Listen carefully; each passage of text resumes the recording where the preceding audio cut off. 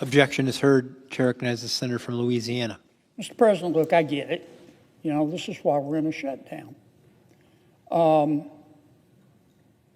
I just proposed a bill, was my third choice, but it was better than nothing, to say everybody gets paid. And my good friend from Washington State objected. I don't know what else to do. I voted 14 times to open up government. I can't change the election.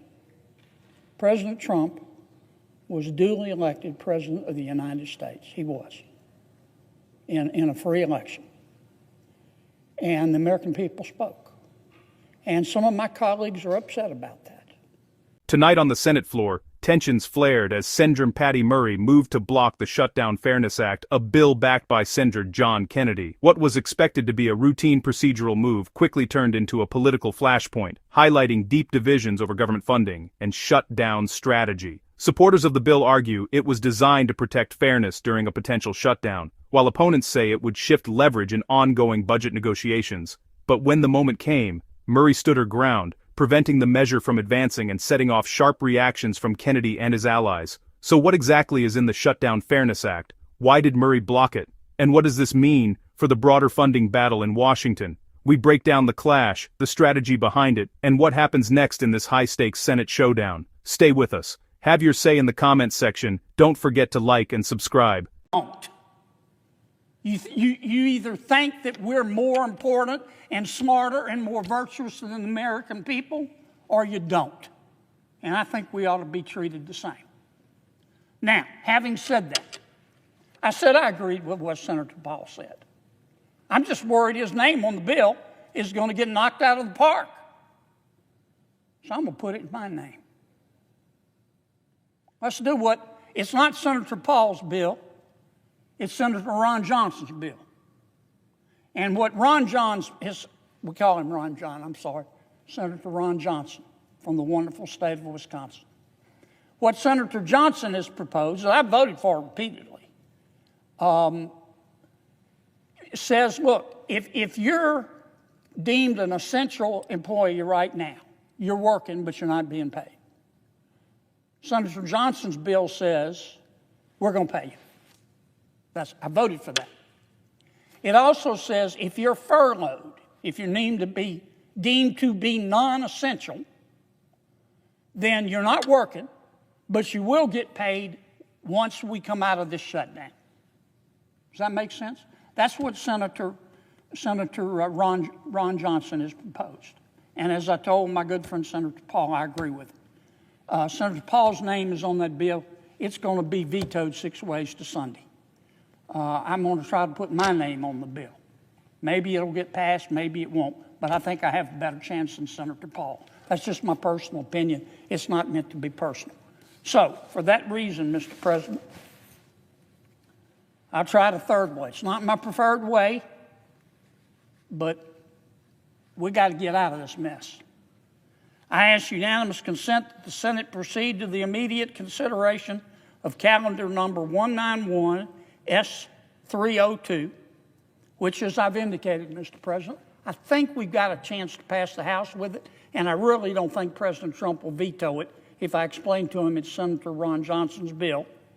And I further ask that the bill be considered read a third time and passed, and that the motion to reconsider be considered made and laid upon the table. Is there an objection?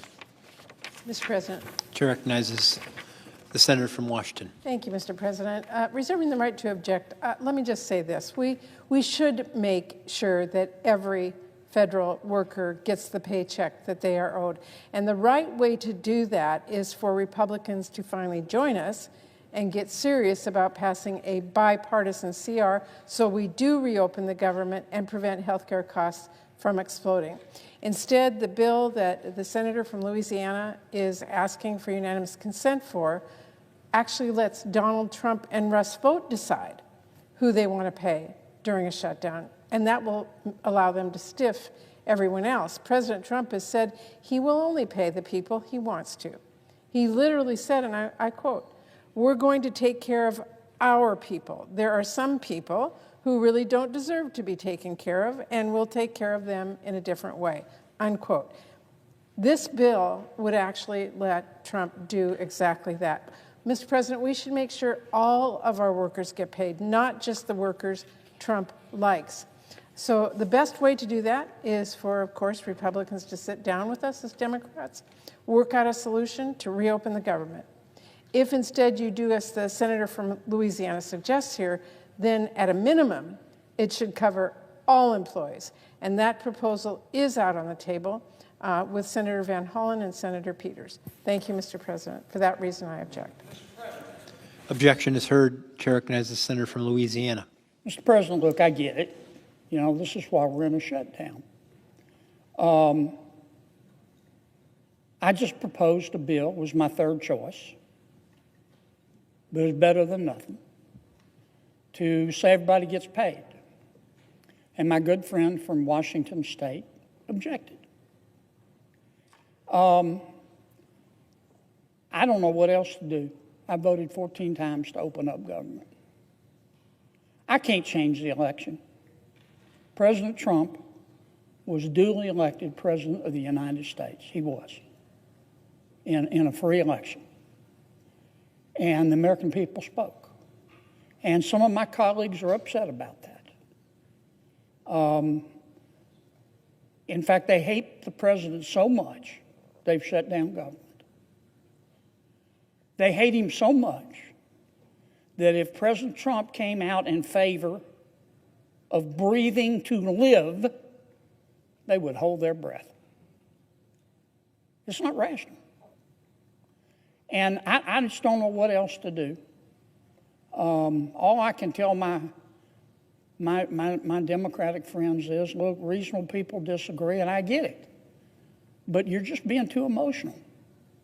You need to go drink a big, old, cold, tall glass of get over it and realize that President Trump is the President of the United States. Don't shut government down because of it. Mr. President, you've been really patient. And even though the parliamentarian tried to get you to dodge my questions, you answered them straight up, and I really appreciate it. With that, I yield. No, I suggest the absence of a quorum. Clerk will call the roll. Give your say in the comments section. Don't forget to like and subscribe.